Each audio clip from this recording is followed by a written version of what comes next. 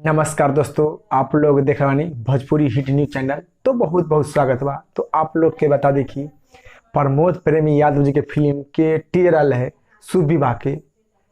आप लोग इतना ज़्यादा प्यार दे दिले, इतना सारा प्यार दे दिले टीजर के, जो करीब एक दिन में 1 मिलियन व्यू प्राप्त कैले बा। आप लोग के फुल ऑफिशियल ट्रेलर कब देखे के मिली, किस दिन देखे के मिली, फुल जानकारी आप लोग के इस रिपोर्ट के माध्यम से बतावे जा बानी।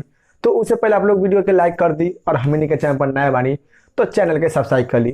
तो आप लोग के बता दी कि आप लोग के 6 से 7 दिन के अंदर में 6 से 7 दिन के अंदर में आप लोग के SRK म्यूजिक के यूट्यूब चैनल पर फुल ऑफिशियल ट्रेलर जो कि शुभ विवाह के आप लोग के देखे के मिली। यानी 6 से 7 दिन के अंदर में आप लोग प्रमोद प्रेमी यादव जी के फिल्म शुभ विवाह के फुल ऑफिशियल ट्रेलर देख सकत बानी। तो आप लोग अभी तक जो कि शुभ विवाह के ऑफिशियल टीजर न देख ले बानी तो आप लोग इसी वक्त इसी टाइम जाइए SRK म्यूजिक के यूट्यूब चैनल पर और देखिए और देखा कमेंट बॉक्स में बताइए। और जिन भाई लोग जो कि प्रमोद प्रेमी यादव जी के फिल्म शुभ विवाह के ऑफिशियल टीजर देख ले बानी तो भाई लोग कमेंट करके बताइए आप लोग के टीजर देखे में कैसा लगल। और 6 से 7 दिन के अंदर में आप लोग के शुभ विवाह के फुल ऑफिशियल ट्रेलर देख के मिली।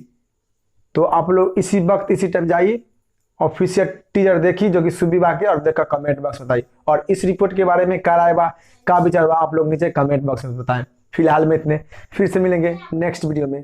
जय हिंद, जय भोजपुरी।